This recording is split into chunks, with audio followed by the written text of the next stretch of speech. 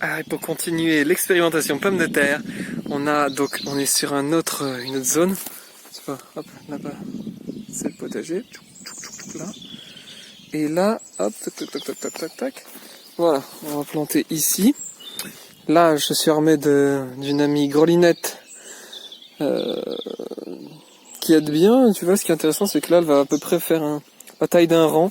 Donc là, je viens de passer celle-là et celle-là, la grelinette. Je vais faire donc du coup un nouvel essai pour les pommes de terre. Je pense que je vais faire 4 lignes ici. Et je vais faire une expérimentation. Certaines directement posées là. Et avec, on va ramener de la tonte ancienne, tu vois, un truc assez carboné, sur ce lit d'azote. Et pour faire un test, je pense que je vais en faire une où je vais buter, l'autre où je buterai pas, une où je vais buter, l'autre où je buterai pas, tu vois, de manière à ce que, comme ici, il y a aussi un espèce de massif, je crois que c'est un pommier du Japon, un truc comme ça, que voilà, le fait que ça soit à l'ombre vienne pas fausser le résultat, donc je vais en faire une pas butée, une butée, une pas butée, une butée. Et puis on va voir ce que ça dit. Parce que ça serait génial que juste en mettant un petit coup de grelinette, tac tac tac, et en posant de la tente dessus, j'ai quelque chose qui soit valable, quoi, en termes de rendement, pas planter une patate pour avoir 2 petites patates, tu vois, c'est... Parce que les pommes de terre, c'est quand même la base de mon alimentation, j'ai envie de dire. J'adore les pommes de terre dans toutes ses formes, tu sais, genre... Je suis fou de patates, c'est pour ça que j'en plante autant aussi, parce que je sais que je pourrais en avoir 200-300 kilos, que dans l'année je les mangerai, je crois. Donc voilà, la patate sous toutes ses formes. Je pense que c'était important de le préciser que oui, je me nourris beaucoup de pommes de terre, essentiellement et surtout en hiver. L'été, je suis plutôt, tu vois, salade, tout ça, comme tout le monde, je crois, hein, mais la pomme de terre quand même. Ah, c'est mon petit péché mignon. Du coup, voilà, j'essaye ces différentes techniques et là on a 4-5 différents tests et on pourra voir ensuite qu'est-ce qui est le plus judicieux de faire.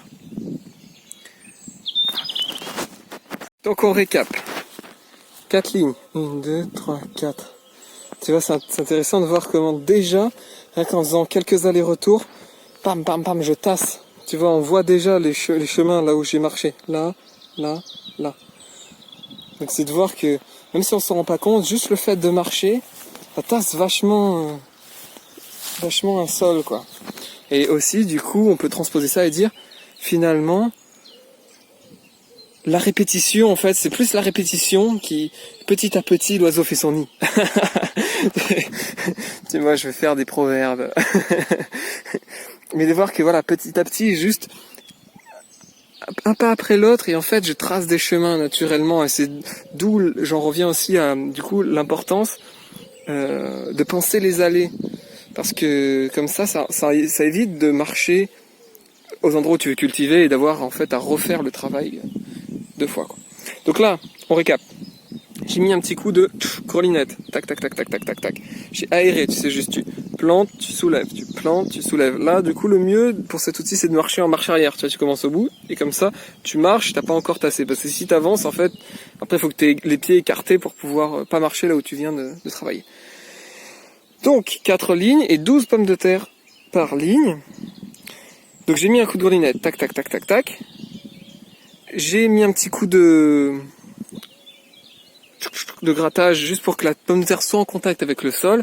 Je sais qu'il y en a qui disent que c'est même pas la peine, mais je sais pas en... Bon voilà, ce sera pour un test la prochaine fois. Donc voilà, la pomme de terre est en contact avec le sol. Là j'ai mis un petit peu de fumier, tu sais, mon voisin m'a donné un sac de fumier, donc super. Je mets, tu vois, une petite poignée par pomme de terre, tac tac tac. Je vais peut-être, histoire de... Peut-être que, je sais pas, peut-être que c'est moi, hein, je me dis, peut-être que ça lui permet d'avoir un petit boost, en fait, au départ, pour... prendre le dessus si jamais il y a des concurrents d'herbe, tout ça. Donc voilà, tac tac tac. Et l'idée, ça va être que 2 de ces 4, je vais les buter, et 2 autres, je paillerai seulement par-dessus. Parce que le problème, c'est qu'en général, on paille énormément, et en fait, ça nous empêche de buter. Ou alors, faut enlever la paille, rebuter, remettre la paille. Moi, j'aime bien travailler une fois pour toutes, quoi, pas une fois pour toutes, mais dans une logique de pas défaire des choses que je viens de faire, quoi. Ça maigrit un petit peu. Et du coup, là je vais pailler, et justement sur 2 d'entre elles, j'enlèverai le paillage, je vais buter pour voir s'il y avait une vraie différence dans le butage. Ceux qui cultivent des pommes de terre disent que oui. Voilà. En soi, j'en suis pas sûr, mais comme ça, on en aura le cœur net. Voilà. J'ai mis à peu près à 30 cm d'écart entre les pommes de terre, et juste là de quoi pouvoir marcher. Et c'est là que je retirerai la terre pour mettre par-dessus la butte. Voilà. Le test numéro 12. Donc voilà le résultat. Donc j'ai recouvert, tu vois, ça c'est... j'ai la chance d'avoir à ma disposition, là, tu vois, sous les arbres, là, un gros tas de matière. Là, c'est super carboné. C'est des ronces, des machins qui ont été compostés là depuis des années. Voilà. Donc somme toute assez rapide, hein, le travail. On va voir si ça valait, si ça vaut le coup de faire ça, ou est-ce qu'il faut s'y mettre un petit peu plus précautionneusement, un peu plus méthode traditionnelle à l'ancienne, on va dire. Ou si ça vaut quand même le coup d'être fait. Là, voilà, moi je te dis, je suis un peu en speed en ce moment. J'ai pas trop de temps à consacrer au jardin, et du coup, voilà, ça semblait être une vraie bonne solution que de faire ça. Voilà, l'avenir nous dira si c'était un bon investissement de mon temps et de mon effort. Voilà. Ah ouais, là, cool aussi, là j'ai récupéré des cartons. Tu vois, l'idéal, là, ce que j'aurais dû faire, ce que j'aurais pu faire, c'est couper et poser les cartons, tac tac tac tac tac. C'est ce que je vais faire dans d'autres parties. Tu vois, j'ai récupéré ces grands cartons et ils font 1m50, 1m60. C'est super, quoi, c'est moins on travaille, mieux c'est, hein. Mais bon, là, ouvrir une nouvelle zone quand tu veux planter tout de suite, ça demande forcément un petit peu d'effort. Voilà.